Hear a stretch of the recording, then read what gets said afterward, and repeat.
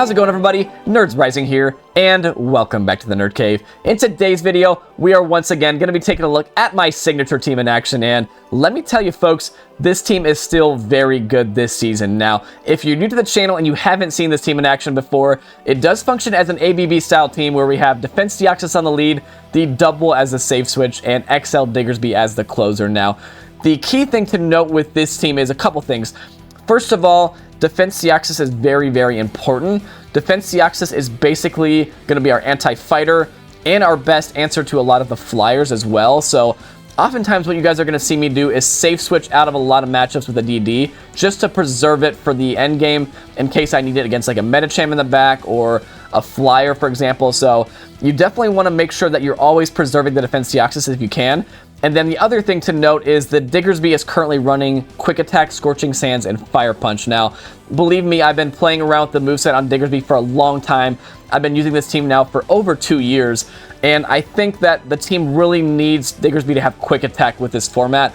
Otherwise, you're just way too weak to flyers if you're running Mudshot. Now, I think Diggersby in general, you could run Mudshot, Hyper Beam, and Scorching Sands, but again, with this format, with this team, I think you just really have to have Quick Attack. So, you know, you can play around with the moveset if you want, but for me, I found that Quick Attack is better. But that being said, we're going to be getting right into the battles here. We are going to be taking a look at my veteran push as well in this video.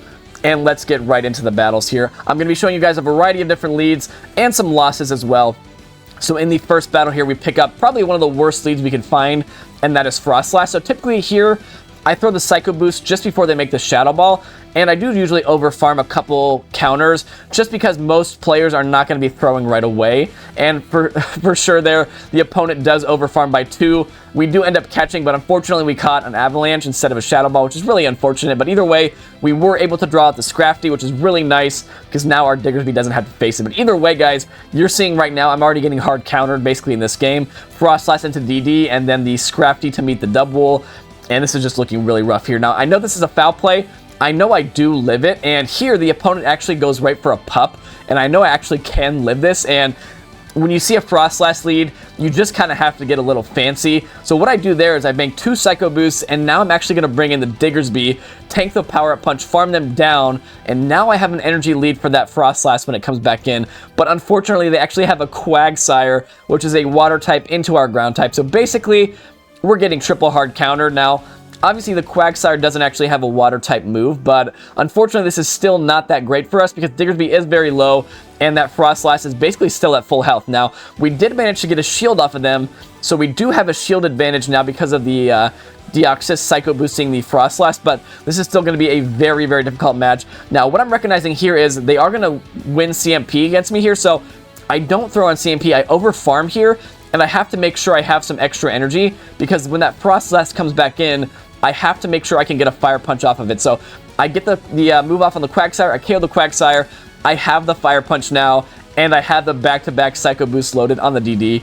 And if they try to farm me down, I will make the back-to-back. I don't quite think they're at an Avalanche anyway, and we do make the back-to-back Psycho Boost just before they get to their Avalanche or farm us down, and that's going to be a GG. So as you see there, we did get hard counter, but we managed to play around with it a little bit. We managed to basically come back from a hard counter lead there.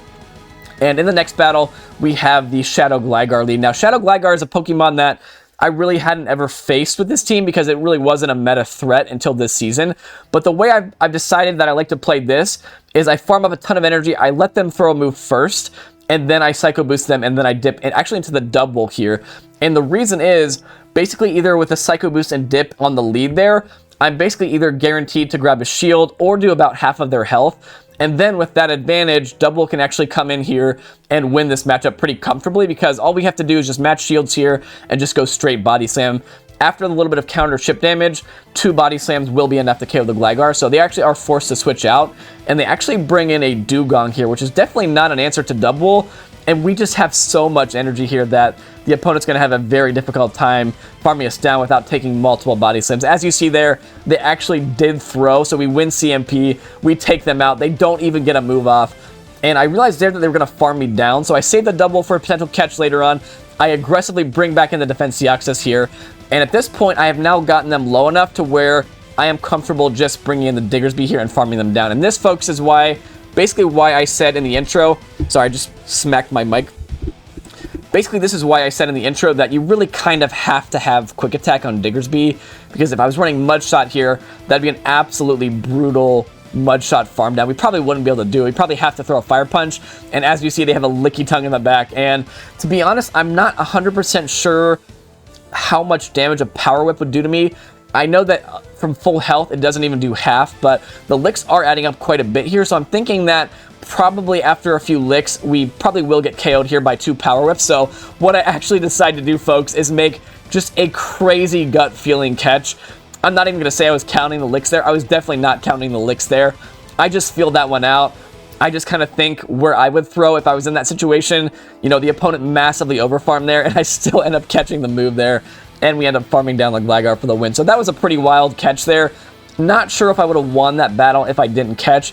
I think it would have been very close since I correctly shielded the Power Whip, but either way, we take the dub in that battle. And you guys have already seen now, we played out from 2 pretty difficult leads, but in this battle, we pick up a very nice lead. We have the Dewgong on the lead. Now, unfortunately here,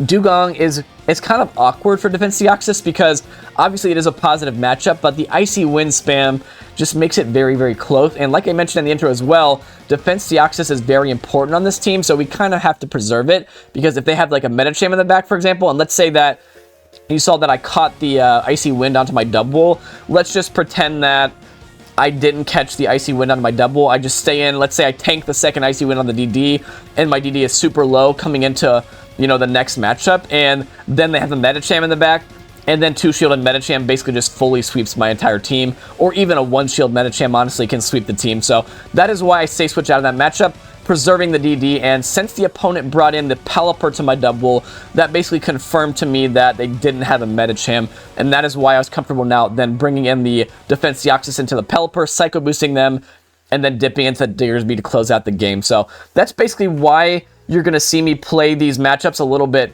strangely sometimes, whereas, like, you know, Dewgong typically is a really great matchup for Defense Deoxys. I mean, it is a little bit awkward, but a lot of people would probably just stay in and play out the lead, you know, and then win the lead, and then maybe just make sure they have switch advantage in that situation. But being that it's an ABB style team, you kind of always have to switch out unless you see the fighter on the lead. So I know we kind of didn't really commentate super thoroughly on that battle, but I just want you guys to understand how to use this team, because I've had a lot of people in the past kind of complain about not having the best of luck with this team, just because they're really just not playing it correctly, and it does take a lot of practice to play the team correctly. So in this battle, as you see, we had the Medicham on the lead, which is amazing for us, and we definitely want to make sure we maintain alignment. So I made sure there basically to Psycho Boost and dip in when that Gligar came in, and like you saw when we had the Gligar on the lead, as long as we can either land the Psycho Boost or get the shield, we can basically guarantee switch advantage with the double, because all we really need to do is make double body slam, or if they don't shield it, we need to make triple, or double body slam if they don't shield it, and triple body slam if they do shield it. And as you can see here, we comfortably can just match their shields and then easily make the body slams we need to KO the Shadow Gligar. And now we will basically have a full health Defense Deoxys still into their Medicham. And I'm imagining they probably are running a similar type team to me, where they have something in the back that's going to be weak to fighting probably, and Medicham is probably their own fighting answer. So probably in the back we're going to be seeing like a Steel type or a Rock type. In this case it's Carbink, and we basically just have the opponent hard countered there. And again, you know, hard countering, you're going to see it. You can come back from it, as you guys have already seen in my previous battles, but for the opponent there, the key for them was switch advantage, and because we Psycho Boosted and dipped with the Deoxys in the lead there, we were able to guarantee that matchup. And that's just something that you guys also will want to do a lot with this team, and that is why I like running Psycho Boost Deoxys on the lead, because you can just dip in and out of matchups, reset the debuff, and then save the Deoxys for later on. So in this battle, I believe we had an Alolan Sandslash lead. I did include quite a few Alolan Sandslash leads just because they're absolutely everywhere. Probably the most common lead I saw in the 16 battles that I played.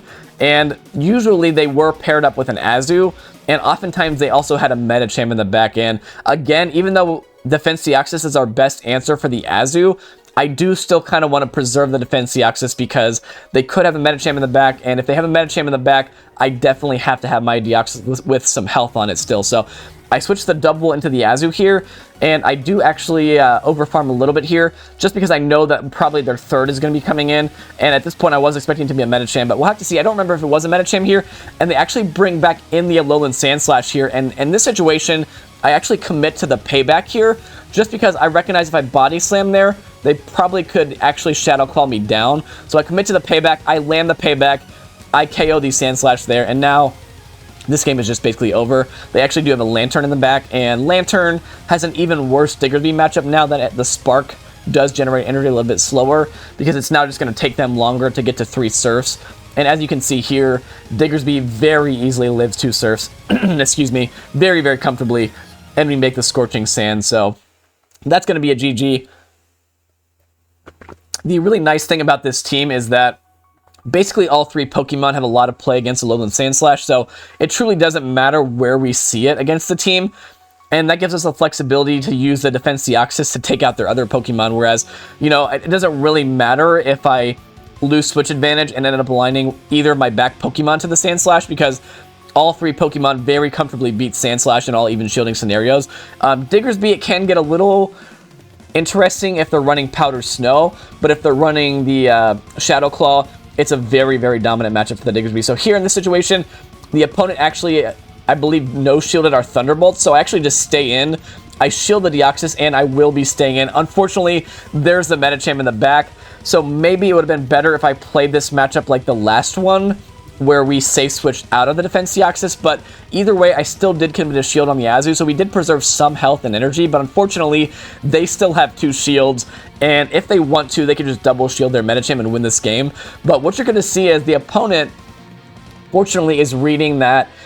Basically, they're reading that I've already had 2 really good answers to their Alolan Sandslash, excuse me, and the Diggersby and the Defense Deoxys, so they're probably thinking at this point that there's no way I have a better answer to the Sandslash in the back, but unfortunately for them, by no shielding all these moves, basically, they've just lost the game because we have a double in the back, and double is probably even the best Sandslash answer that we have on the team, because we double resist the Shadow Claws, double kicks are double super effective, and we can actually tank 2 drill runs or 2 ice punches. They realize it, and they lose the game with 2 shields there, so if they would have double shielded their Medicham, it could have gotten a little tricky, but again, as you see, when you see the Alolan Sandslash on the lead, oftentimes there is a Medicham, so you just know that you have to preserve health on the Defense Deoxys. Otherwise, the Medicham will just sweep your team. Now, in this battle, the opponent actually brings in a Cresselia. They switch out of the Sandslash, they bring the Cresselia in, and again, I just don't have the best answer to Cresselia, so I want to make sure that I chip a little bit. I want to make sure I preserve health on the Deoxys in case it's like a double Psychic backline with Medi in the back, and then I bring in the double. And at this point, after the Thunderbolt chip damage, they are just about in payback range. They do shield up the payback, and double, guys, a lot of you who have been following my channel for a while have heard me say it many times. Double is just the GOAT. It can take moves for days. It's way bulkier than people think it is. It's way spammier than people think it is. And it just has some amazing coverage. So the Cresselia, unfortunately, the switch clocks were misaligned. They were able to switch out. But it looks like they have Azu in the back instead of Medicham. And this is perfectly fine because we can just bring the Deoxys into the Azu here, make double Thunderbolts, and the opponent is now going to have to face our XL Diggersby in the back with their Alolan Sandslash. And it's going to be a little bit rough for them. Now, the Cresselia did bank some health, and I believe they do have a little bit of energy as well. But at this point, I'm feeling okay about this because I have enough energy on the Deoxys to make a move on either the Sandslash or the Cresselia. So they're probably going to be bringing back in the Cress, and they probably will have to commit a shield. They're not quite in Thunderbolt range, but at this point, they're probably realizing that the Cresselia has a lot of play since I stayed in for a while with the DD, and then I brought in a double, which isn't the hardest answer to Cresselia. So they do use their last shield. And at this point, the Diggersby can just double Fire Punch the Sandslash, and we will overfarm enough to where we can make a move against the Cresselia. Now, in this situation, the Sandslash is actually in a range where we have to double Fire Punch them. Scorching Sands does do slightly more damage than a Fire Punch, but unfortunately, it still would have been enough to KO there, and I wasn't convinced I'd be able to Quick Attack farm them down. So the safer play there was for me to double Fire Punch. I believe, if I remember correctly, the Fire Punch does about like 65%, and the Scorching Sands does around like 70%, so they are pretty close, but overall, I think you do typically just want to double Fire Punch. It is a safer play. Previously, when you were running the Earthquake on the Diggersby, you could just go straight Earthquake, and it basically does one-shot, but unfortunately now with the Earthquake nerf, you just don't really want to run Earthquake on the Diggersby anymore. But in this situation, this is actually the best situation when you're running the Alolan Sandslash, when they lead the Alolan Sandslash and then they switch the Medicham into your Defense Deoxys. And at this point, we are totally fine with staying in. This is actually exactly where we want to see the Medicham. So I am thrilled when this happens, because even if they have like an Azu or something in the back, again, we want to use the Defense Deoxys at all times to try to KO their fighter. So I am absolutely thrilled here. Even if they double shield, that is totally fine, because getting both of their shields, Diggersby can just sweep up the game. And I believe they do just let this go. So we still have switch advantage. They bring in a Jellicent, and we can align the Double to the Jellicent, the Diggersby to the Alolan Sandslash, and this is just going to be game over. And again, guys, I said it earlier, but one of the reasons why this team is so good right now is because there's tons of Medicham everywhere. Deoxys completely destroys Medicham, and there are tons of Alolan Sandslash absolutely everywhere, and this whole entire team basically can kill the Alolan Sandslash regardless of where we see it. So this is basically game over. The opponent probably should be surrendering here, but they don't realize that the Diggersby's in the back, so I totally understand why they're staying in, but really, once they see the Diggersby, they're going to know the game's over. And here, I recognize I'm going to get outpaced, so I force a CMP tie here on the Surf. The Body Slam's not going to be KOing here, but this is going to put them into quick attack farm down range. And then their Alolan Sandslash, their poor Alolan Sandslash just has absolutely nowhere to run now. This is actually a Powder Snow Alolan Sandslash. I did mention the Powder Snow variant earlier. It is a little bit tougher for Diggersby because after the Powder Snows add up, 2 Ice Punches will just about KO. Whereas the Shadow Claw variant, 2 Ice Punches doesn't KO, and you're really not in danger of being farmed down. So I was forced to throw there. I couldn't overfarm, but I still had a shield. So yeah, the Jellicent was just basically, there's nothing the Jellicent could do there. So very well played to the opponent there. And I believe in the next battle, we have a Shadow Dragonair lead. There is a pretty common team that's floating around with the Dragonair that has a Bastion and a Medicham in the back. So again, as you're going to see, I instantly throw the Psycho Boost. I dip out. I have to preserve the Medicham or the Defense Deoxys in case there's a Medicham in the back. And there you actually saw me instantly throw the Body Slam. What I've noticed is that a lot of people expect you to overfarm, especially at a little bit higher elos. So with the double, as soon as I came in, I just instantly threw the Body Slam just to make sure that I got that off before the Dragonair switched out. And as you see, I was actually able to grab both shields from the Dragonair, and I make double Body Slam on the Toxapex that switches in. Double is just the absolute GOAT there. And I believe I actually got the new mechanic there, which is pretty wild. And again, you're going to see me throw right away. Most people do like to overfarm, and with the Scorching Sands, you do have that potential to debuff the opponent's attack. So that's why I threw it right away, because it'd be nice to get it off before they brine me, because then the brines do less damage. For some reason, guys, I believe that Scorching Sands is a clone of the move Scald. I literally got 1 entire Scorching Sands debuff, maybe 2 in 16 battles. I only got 2 Scorching Sands debuffs. I'm not sure if I just have the worst RNG luck ever, or if my Diggersby is just broken, but I literally just could not get that debuff at all. There were so many times, like in this situation, where it's been super nice, but I just couldn't get it. But either way, this game should still be over because we're not in Thunderbolt range. We did ship them enough to where a Psycho Boost and a Thunderbolt should KO, and we still have a shield as well. So yeah, at this point, all we have to do is just Thunderbolt into Psycho Boost, and we should win this game. And I believe they are now energy dry. And at this point, I think we already have the Thunderbolt Psycho Boost loaded, or we're just about there if we don't. Yeah, 1 away, and we're going to KO the Deoxys. So Defense Deoxys is actually kind of tough for this team, especially if you see it in the back, because really our best answer for it is our own Deoxys. But Diggersby actually can put in quite a bit of work against it, just because they're the only way they can really do any damage to you is by Psycho Boosting, and then that's going to debuff their attack. So anyway, next game we have a Lickitung lead. In this situation, I typically like to bank a bunch of energy, do some counter damage, and then switch into my double here. Again, just in case they have a Medicham in the back, I have to draw it out, and I have to save some energy and health on the Deoxys. And it looks like they actually have a Mandibuzz in the back. So at this point, I'm recognizing they probably don't have a Medicham in the back, because first of all, they would have brought it into my double, and second of all, their team would be very weak to a Fairy if they have a Medicham in the back, because they don't really have a strong answer to a Fairy on the lead. So the Mandibuzz is staying in. They are going for Aerial Aces, excuse me. For some reason, I just cannot say that word, folks. I've said this in a couple of my other videos, but for some reason, the word Aerial Ace is just like damn near impossible for me to actually say it and not sound like I have a speech impediment. But either way, we were able to force a shield from the Mandibuzz. I come in and I click my Thunderbolt right away, recognizing I would win CMP, and I am able to actually grab both shields off of the Mandibuzz. They did not want to lose all their energy, and now I catch the Aerial Ace onto my Diggersby. And again, this is another situation where I really like Quick Attack, because we can actually farm them all the way down. I believe I do just decide to throw a Fire Punch, just because my Diggersby was getting close to half health, and I still don't know what they have in the back, and I don't want fast move pressure to become an issue in the back. And sure enough, they have a Steelix in the back, and this game should be over. We will Scorching Sands them here. Since we're not on Mud Shot, 2 Scorching Sands after the Breaking Swipe is not going to be quite enough here, but we still do have our Defense Deoxys, and we do have the ability to do some more counter damage here. And at this point, I know I could just barely live this, Psycho Boost them, and then farm them down with the Quick Attacks, and then I'll just Scorching Sands the Steelix in the back, and this is going to be a good game. I believe I do just commit to it, and I believe I do shield up their move if they make it, and yeah, they do just barely make it, but at this point, I'm not even in Breaking Swipe range, and I believe I do have the back-to-back Scorching Sands loaded, so even if for some reason they would make a move on me, I would still easily live it. Diggersby is one of the thickest Pokemon in the game, honestly, folks. Other than maybe like Bastiodon, Diggersby is just one of the thickest Pokemon out there. As you guys have probably heard Jimmy Finn call it Thickersby.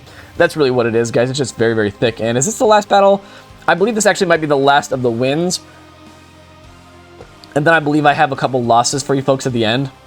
But Mantine is not a super common pick. At that point, I just recognized that I was up at like the higher 2500, so I knew that the opponent was going to try to catch there. There's really no reason to throw right away when you're in that situation, because the Mantine's moves weren't overly threatening to us. They do have the newly buffed Aerial Ace. I said it correctly that time, but the Aerial Ace is just not a very strong move, so I just knew that it was safer for me to overfarm there. And as you see, the opponent there perfectly actually brought their Steelix in as I made the Thunderbolt, but I do not throw. I hold on to my energy, and I bring in the Diggersby here, just recognizing that Diggersby has the worst matchup against the Mantine, so it's just a better play to bring it into the Steelix there. And in that situation, what I didn't want them to do was get a ton of farm. I don't want them to potentially like farm my Diggersby all the way down and then have a ton of energy, so I actually bring in the Deoxys to actually make a snipe on the Mantine. I force them to use a shield, and then they dip out, and I still have a ton of energy on the Deoxys here. And again, what you're going to see is Deoxys, I just always am trying to preserve health and energy if I can. Now, I know that there's no Medicham, obviously, in this game, but what I want to do here is, rather than just throwing all these debuff Psycho Boosts and just letting them farm me all the way down, I'm actually just going to massively overfarm, bank a Psycho Boost for later, and now bring in my own Diggersby. And I still have 2 shields. This is actually a game that came down to the timer in the end, and this is just a very boring game of me just preserving energy, throwing tons and tons of charge moves. And at this point, they still have 1 shield left, but we have 2. We have gotten chip damage on them, and we have a full health double in the back. And this is just game over, because these Aerial Aces from the Mantine are not going to be doing a lot of damage. I'm assuming they're probably on Ice Beam as their second move at this point. And as you're going to see, the double just does not care about these moves. I can tank 2, and I think after tanking the second one, I will start using my shields. But at this point, their Diggersby is very, very low. It's energy dry. I have a Psycho Boost still loaded on the Deoxys, and at this point, I'm just going to massively overfarm. And I think that the safest play here is just to go triple Body Slam, because if for some reason I were to throw a Payback and then potentially have them shield it, as you're seeing now, the timer is actually coming up here. So actually there, I do throw the Payback, just because I want to make sure I get rid of this Mantine, because I still have 2 Pokemon alive. And yeah, we actually win based off the timer there. We still did have more HP than them as well, but either way, we win that battle, and I believe now we have 2 losses to take a look at, and then I believe the video will be over. So in this battle, we have a Carbink lead. Carbink is a very tough thing to see on the lead, because honestly, Double doesn't really have a good matchup against it either, because the Paybacks and Body Slams are both going to be resisted. So what I typically do here is I stay in, I throw a move, I tank a move, and then I bring in the double, and I just hope that they switch out. But unfortunately there, that Carbink did bank some energy. I think that the Carbink actually has a Rock Slide loaded, and they have a Medicham in the back. So unfortunately in this game, we're getting fully hard countered right now, and the double will not be able to grab a shield from the Medicham, I don't think. They are forced to throw. I believe if they didn't throw there, we would have made a second or a third Body Slam there. So they are, at the very least, they are forced to throw. But the issue with this line is that the opponent very likely has 2 strong answers to a ground type in the back, because Carbink gets completely crushed by Diggersby, and sure enough, they have a Superior in the back. We're still in even shields, and the issue here is after the Vine Whips add up, a Frenzy Plant will just about KO us, whereas, as you see, even with Quick Attack, they easily can tank one Fire Punch, and there's just really nothing I can do here. I know that the opponent has a move banked on their card bank, so basically my only hope is that they lag, or that their house collapses on them, or that... I have no idea. There's just really no win con for me at this point. What I decide to do here is I know that I'm just double shielding. I'm playing it out just to see if I can do something. I was thinking about catching their move here.